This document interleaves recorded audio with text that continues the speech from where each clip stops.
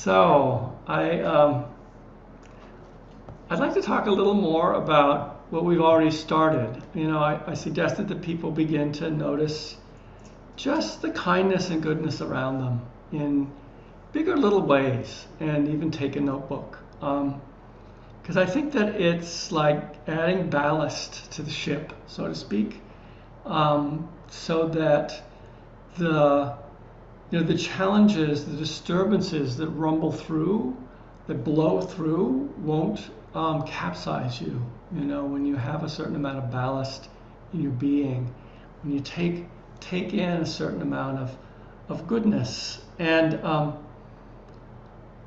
so I suggest that you do that. And tonight I'd like to just talk about more formal ways to do that. But let me begin by reading a poem that I came across that just seemed to express this quite well. It's by Alison Luterman. It's called At the Corner Store. It was a new old man behind the counter, skinny, brown, and eager. He greeted me like a long-lost daughter, as if we both came from the same world, someplace warmer and more gracious than this cold city.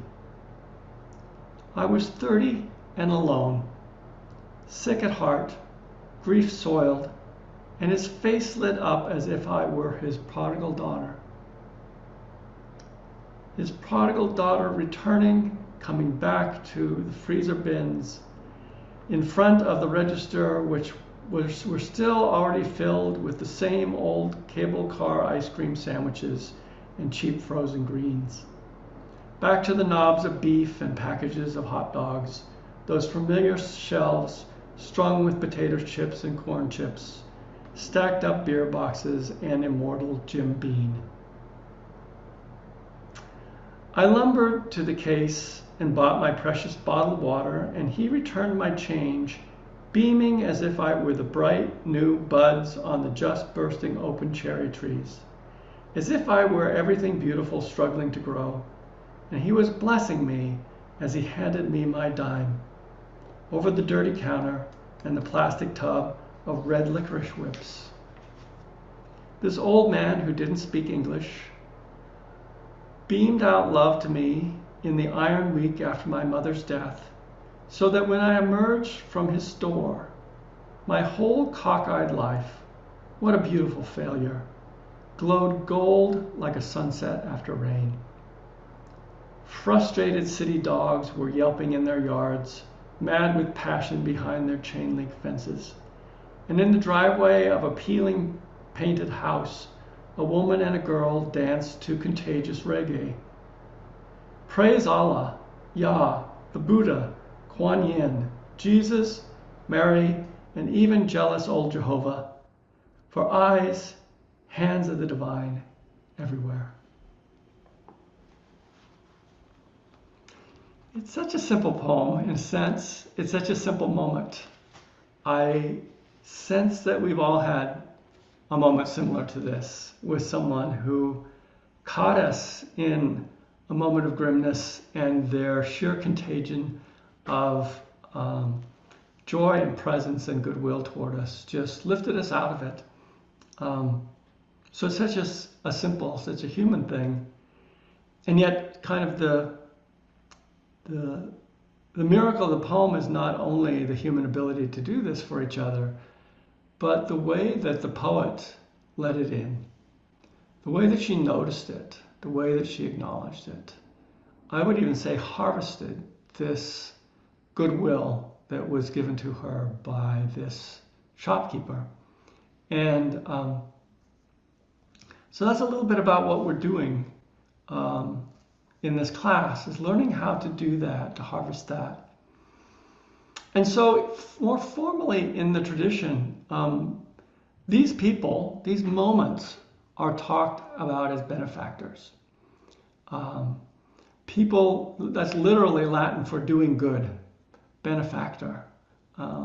People who do good to us, who do good for us, are our benefactors. And they're really both very ordinary benefactors in our lives and sometimes extraordinary ones, sometimes spiritual benefactors of great power.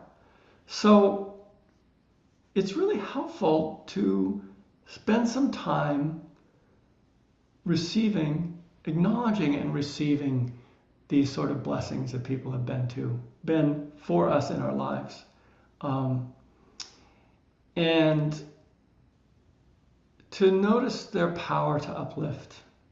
I had a moment, it's just very recently, I'm in Seattle, and of course speaking of benefactors, this man who's a friend of my daughter-in-law's family just offered his condominium while he was away for us to stay in his car, making us capable then of staying here for 3 weeks and being with our granddaughter. It's really a great thing.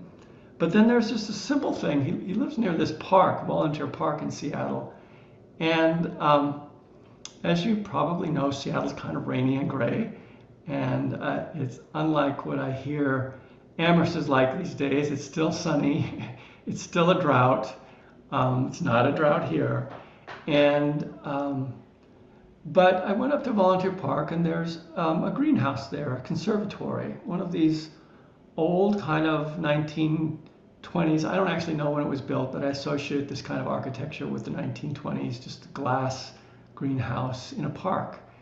And you can go in and obviously with great care, and for probably more than 100 years, people have maintained a place where you can go and experience tropical plants and be in a kind of humid warmth that's quite nice when you're in the cold damp of Seattle, I have to say. And going through, of course, there's the experience of seeing the plants and so forth, but possibly because I'm leading this class, I was also with just what was behind that exhibition, the care over many years to keep this going and to bring in the plants and know what the plants need and provide for their needs and provide for the exhibit, to have the exhibit be a good one. And I have to say the succulent house was one of the best I've ever been in. Just astonishing plants.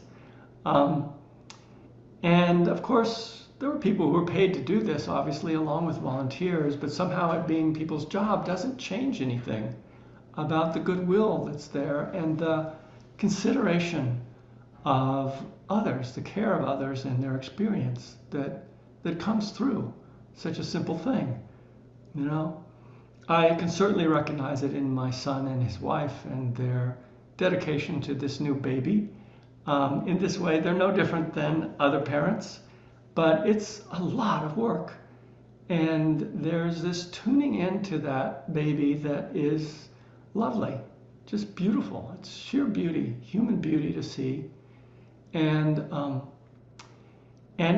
love it in part because there's no mind that is projecting badness onto her when she's cranky, which she is a lot in the evening, and difficult, waking them up all night, not able to sleep at night, doing all these things which are humanly kind of difficult, and one could even say obnoxious. But there's a context in which they're held where there's no ill will at all. And it makes such a difference in these circumstances of difficulty. And I think it carries over as well to the body. There are just moments of incredible difficulty with the body as the body is sick, as the body is hurting. And just to be able to meet what that is without goodwill, without ill will toward the body, toward yourself, towards the difficulty with it is huge. So we gather those sorts of moments in our lives. And then it's also really helpful to do something more like a formal meditation. I think it's a great antidote because so much of our cultural world, and here I'm thinking a lot about TV, and whether it's TV news or the kind of dramas that people are offered, they so often focus upon what's wrong. They're so often focused upon the threat. There's often focused upon, things that don't uplift. And even conversations that we have with people that we know and love can easily devolve into sort of feeding each other's worries, feeding each other's fears, others' concerns. And there is a certain way, a place for that. It's not that I don't want those acknowledged. But there's often a kind of a gauge that I have inside of like, is this actually allowing me to live better or not? And there's a thing there that goes on where you kind of ain't it awful together, and you all are left feeling worse and not the better for it, versus those kind of heartening talks that you have with people where difficulties are acknowledged, but somehow you're left feeling like you've been accompanied and you're in it together. There's a difference, and you can kind of feel that in those conversations. So a grounding of that is the meditation on benefactors. So as I'm talking, you can begin to even think in your own lives what might fall into this category, and then we'll do a meditation more formally on it. So the three categories that I'm going to do in the meditation, you can begin to think about. The first involves childhood.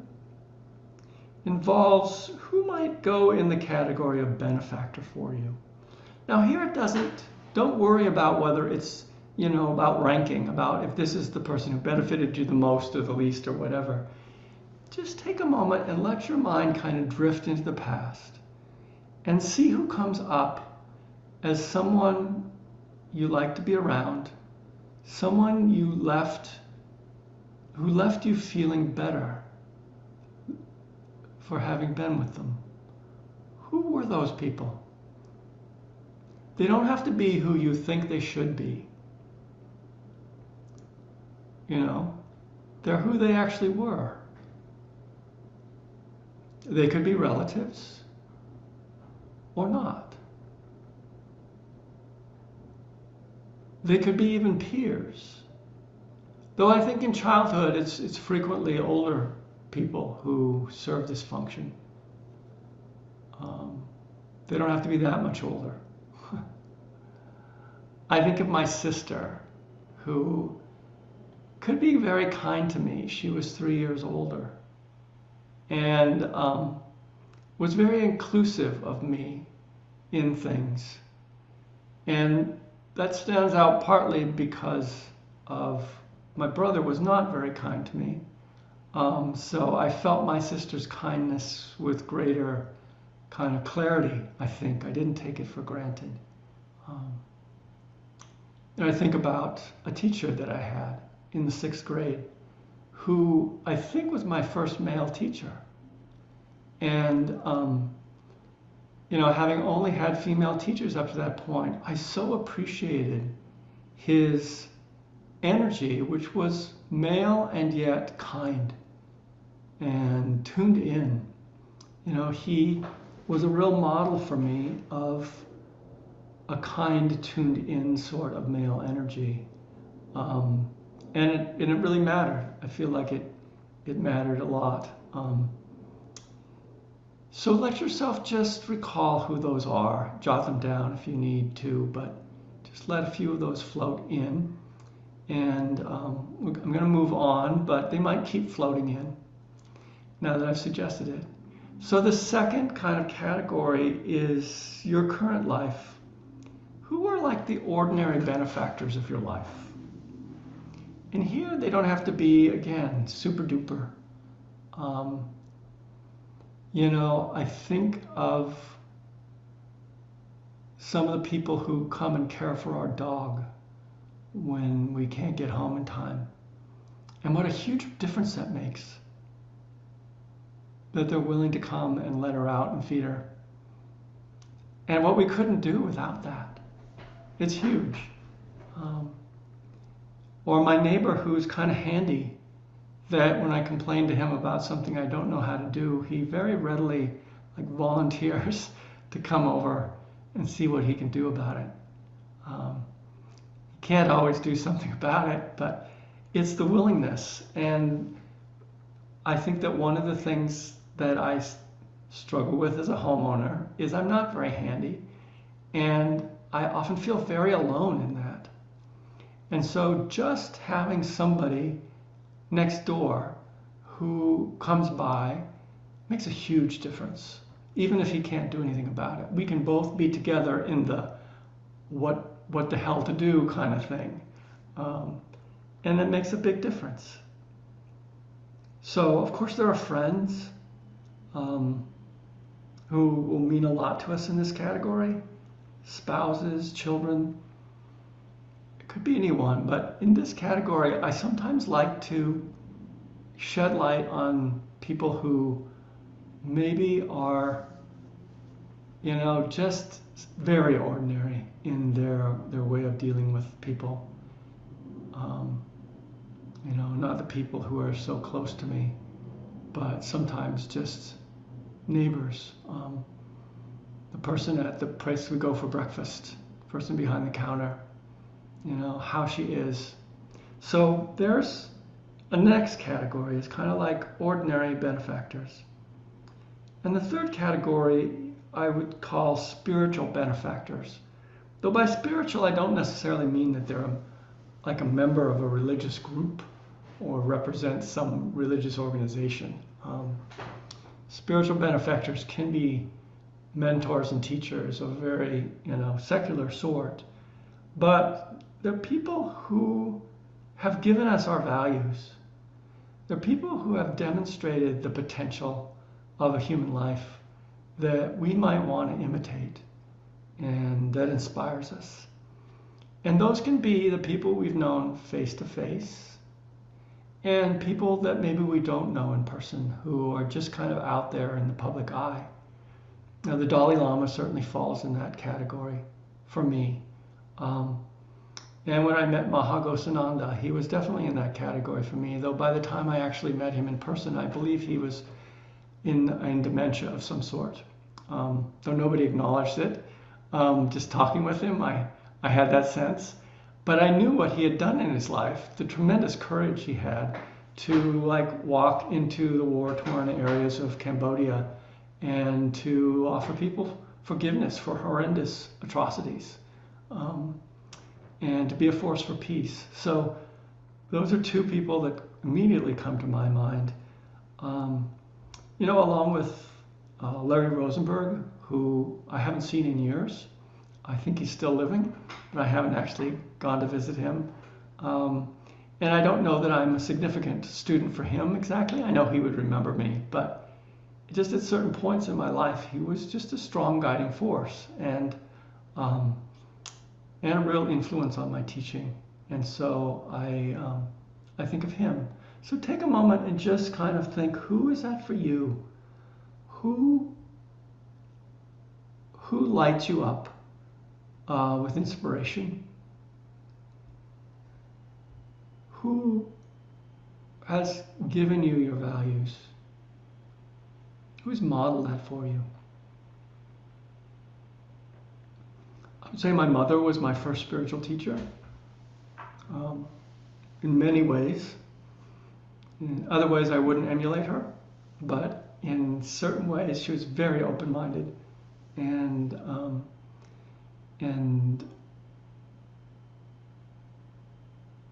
really how she thought about things and the way, say, she was able to live in a small town, and the way she was with people when I knew that she disagreed with them was very inspiring. So take a moment, just see who those are in your own life. And then now, just settle in, and I'm going to lead you in a more formal reflection.